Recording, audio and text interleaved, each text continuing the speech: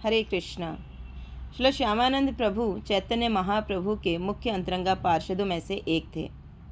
श्यामानंद प्रभु का प्राकट्य महाप्रभु की लीला समाप्त होने के बाद हुआ था, महाप्रभु की शिक्षाओं का प्रचार करने के लिए। श्यामानंद प्रभु का जन्म उड़ीसा के उत्कल ग्राम में हुआ था। इनके पिताजी का नाम था कृष्ण मंडल और इनकी माता का नाम था श्री दूरिका जी। इनके अनेक संतान हुई मगर सबकी मृत्यु हो गई। फिर श्यामानंद प्रभु का जन्म हुआ। श्यामानंद प्रभु के बचपन का नाम था दुखिया। इनके बारे में साधु संत बताते थे कि ये महान संत बनेंगे। तो जो दुखिया थे धीरे धीरे बड़े होने लगे। इनका अन्नप्राशन हुआ, उनके सभी संस्कार हुए। बहुत कम उम्र में ही उनको संस्कृत का ज्ञान हो गया। बहुत सारे श्लोक उन्होंने कंठस्थ कर लिए। सबको यही लगता था कि इतना छोटा बालक कैसे ये सब याद कर लेता है। उनके गांव में कुछ वैष्णव रहते थे। एक दिन उन वैष्णव के मुख से श्यामानंद प्रभु ने गौर नित्यानंद प्रभु के बारे में सुना तो श्यामानंद प्रभु उनसे बहुत आकर्षित हुए। तो एक दिन उनके पिता कृष्ण मंडल ने देखा कि श्यामानंद प्रभु महाप्रभु के प्रति बहुत आकर्षित हैं। तो उन्होंने उनसे कहा, तुम्हें दीक्षा लेनी चाहिए, क्योंकि कृष्ण मंडल जी बहुत ही उन्नत भक्त थे।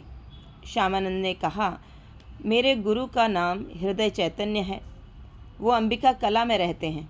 उनके गुरु हैं गौरीदास पंडित जी, जिनके घर में चैतन्य महाप्रभु और नित्यानंद प्रभु अक्सर आते हैं। पिताजी, यदि आप आज्ञा दें तो मैं हृदय चैतन्य प्रभु से दीक्षा ले लूं। तो श्यामानंद प्रभु हृदय चैतन्य प्रभु के घर पहुंच गए। वहां पर रुके और फिर कोई शुभ दिन देखकर उनको दीक्षा दे दी गई। श्यामानंद प्रभु का नाम रखा कृष्णदास। तो इनका नाम पहले दुखिया था। जो गुरु ने दीक्षा दी तो नाम पड़ गया दुखिया कृष्णदास। तो ये दुखिया कृष्णदास बहुत ही इंटेलिजेंट थे। उनके गुरु ने उनको कहा कि तुम वृंदावन जाओ और श्री अजीव गोस्वामी जी से शिक्षा ग्रहण करो। तो दुखिया कृष्णदास अपने गुरु की आज्ञा को सिरोधार्य करके वृंदावन के लिए निकल जाते हैं। मार्ग में वो गया जी गए। वहाँ चैतन्य महाप्रभु की लीलाओं का श्रवण किया। फिर काशी पहुँचे तो काशी में भी भक्तों से मिले और फिर उसके बाद वृंदावन पहुँचे। तो वृंदावन पहुँचकर उन्हें पता किया कि जीव गोस्वामी कहाँ मिलेंगे। फिर श्रील जीव गोस्वामी से मिले, उनको अपना परिचय दिया और अपने गुरु की इंस्ट्रक्शन बताई। श्रील जीव गोस्वामी बहुत प्रसन्न हुए। श्रील जीव गोस्वामी से शिक्षा प्राप्त करते हुए एक दिन जो कृष्णदास हैं, इन्होंने कुछ सेवा मांगी जीव गोस्वामी से। तो जीव गोस्वामी ने कहा कि ठीक है, आपकी सेवा है कुंज में झाड़ू लगाने की।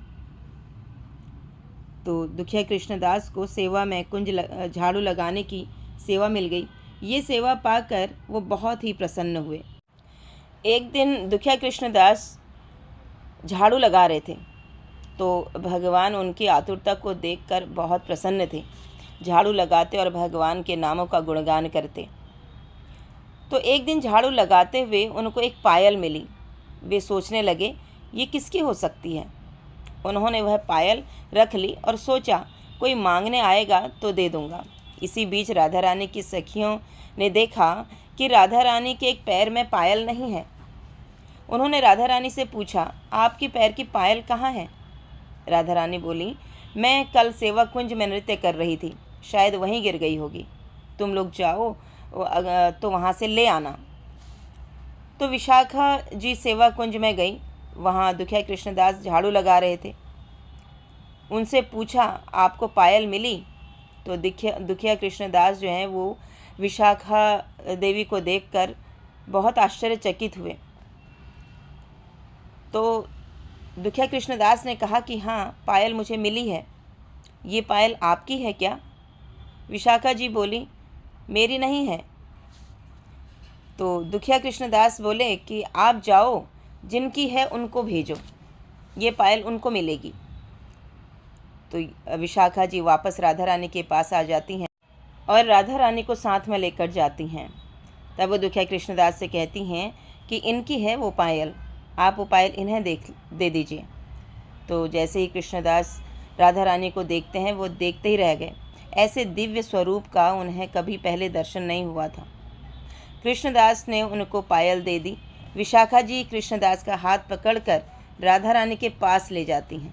राधा रानी ने उनको कुमकुम से तिलक लगाया और कहा, आज से तुम्हारा नाम श्यामानंद है और ये तिलक हमेशा तुम्हारे माथे पर रहेगा।